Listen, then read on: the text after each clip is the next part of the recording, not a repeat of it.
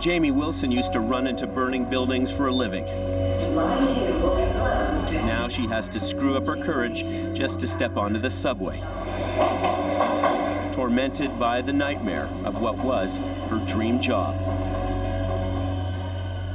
Jamie was a firefighter with the Toronto Fire Service and proud of it, especially when you consider only 3% of firefighters across Canada are women. When she signed up, she was assured she'd be treated like one of the boys. And what I was told is, you know, it's basically like having a whole bunch of brothers around. You know, you just have to deal with them in your own way and they'll be fine once they get to know you. And it can be a little bit intimidating, but, you know, you'll be fine. So how long was it fine for you? It wasn't really ever fine. Even when I passed the 3-year mark, I kept thinking it would get better, and I made it up to 7 years, and it never really did, so. In 2007, she was the only woman on her shift with 10 men. She said she was bullied and harassed by her male colleagues. She says her superiors investigated and they found a poisonous work environment. So she was moved to another station. This time she worked with 23 men. She complained someone tampered with her gear, so she was moved again to another station. In 2010, she was posted to one of the busiest stations in Toronto, but she knew she'd arrived with a reputation.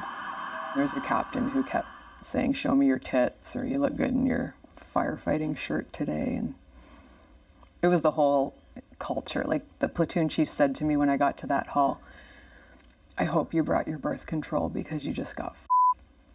Meaning that now you're here and I hear that you've complained in the past.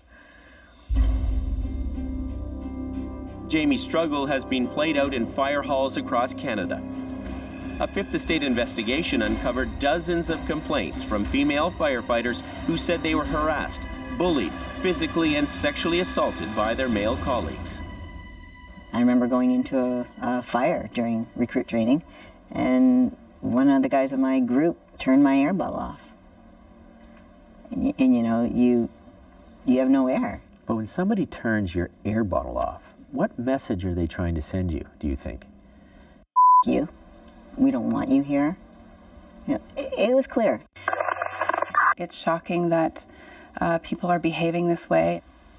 Jennifer Pernfuss is a coach and consultant on respect in the workplace. She's been hired by fire services across Canada. I'm quite unpopular when I say that there is a beast within fire service that is very harmful to both women and men. What is the beast?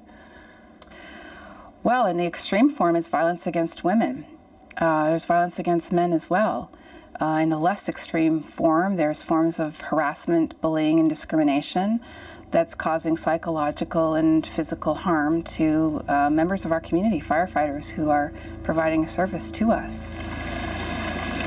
In 2013, that kind of toxic culture was exposed on Twitter by some male firefighters in the Toronto Fire Service.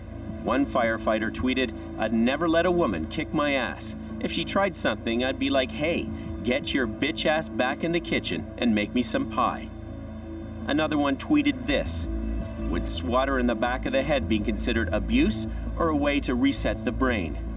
Toronto's fire chief, Jim Sales, fired 3 men for breaches in the city's social media policy after this.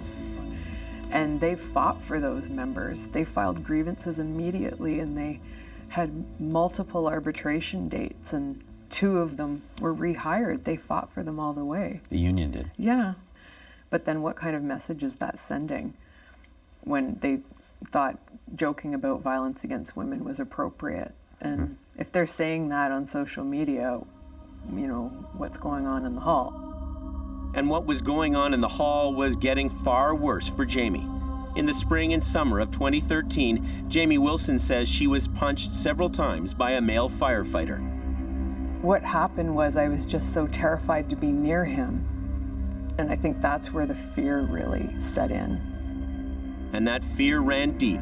During overnight shifts, she was so afraid of the men she worked with, she would lock herself in the woman's bathroom and sleep on the floor.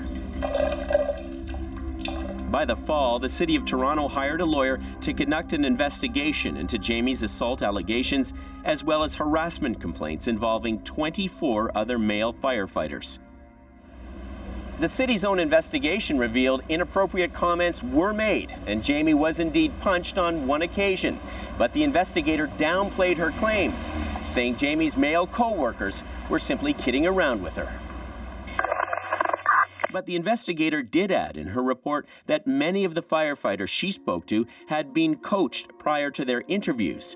She concluded many of the individuals were not as honest and forthcoming as the investigation required. A list of witnesses was circulated. Needy Simmons is Jamie's lawyer. She says the investigation was flawed from the beginning. She believes the male firefighters colluded against Jamie. Why would there be collusion? Why would they be getting their story straight? If all of a sudden everybody knows that one of the very few female firefighters on this shift has made a complaint about many of the other firefighters on the shift, they're going to want to get together and make sure they don't get in trouble. And it's in their interest to make her look like she's the crazy one who's making all of this up. Did you think that's what happened in this case? Absolutely. Jennifer Pernfuss says female firefighters can't count on their male colleagues to support them in cases of discrimination. It's not unusual.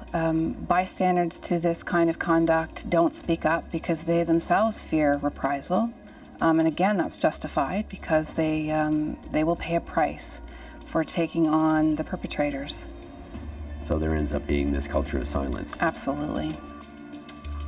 So after the flawed investigation, Jamie's lawyer wrote to the union representing Toronto firefighters, urging them to file a grievance on her behalf. Why would you need to put pressure on the union? Not all of them are on Jamie's side. Some of them think that the core job of the union is to protect firefighters from complaints and to stop firefighters from losing their jobs or pay or seniority, and don't really think that investigating or dealing with human rights issues is a core part of what the union is supposed to be doing. It took almost 2 years before a grievance was filed. We wanted to know why it took so long. Frank Ramagnano is president of the Toronto Professional Firefighters Association. Hey Frank, how are you? Good to see you again. The process has been long. It's extremely stressful, but as far as how the association has conducted it, we haven't treated her any different than any other member. But like the investigator hired by the city, Ramagnano seems to minimize Jamie's claim she was assaulted. I punched my son, no one would say it's an abuse. It all depends on the type. So I think you got to be careful when you generalize it saying that she was punched. But are you suggesting that you're not sure that this was actually a serious violation, the fact when she claimed that she had been punched? I'm going by the independent investigation, what they put in their report. I didn't investigate it myself. Last September, the city offered Jamie a job with fire prevention, but she said after all she's been through, she didn't want anything to do with the fire service anymore. She just wants another job working for the City of Toronto. I was so proud of being a firefighter. Like, I do love the job, but there's just all the discrimination and the retaliation. I just can't go back. Even in 2016, many female firefighters like Jamie see themselves as fighting alone for one simple thing: respect. Her lawyer says this case should be a wake-up call for the union and the City of Toronto. It's not just the union's role to prevent systemic discrimination, it's the employer's job. And what we want is for Jamie and the union to be working together to get the employer to change the work environment, because they're the one with the power to make fundamental changes in the workplace. Have you seen that? No. We wanted to interview Toronto Fire Chief Jim Sales about Jamie's case, but the fire service refused our request for an interview. Jamie's moved back in with her parents. She's been diagnosed with post-traumatic stress disorder. I became more and more isolated, and I became afraid to go outside. So I was agoraphobic, basically.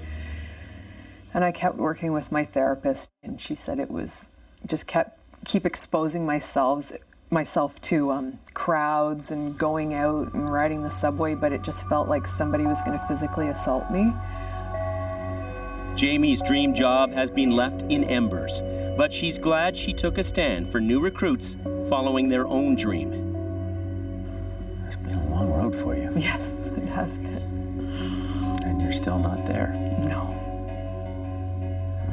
But I am optimistic that speaking about this will, even if it inspires one other person to come out of that, horrible place where I was at, where I felt so alone and unable to speak up, if it helps somebody else come out of their misery, then it's worth it. I don't want anyone else to experience what I experienced. Mark Kelly, CBC News, Toronto.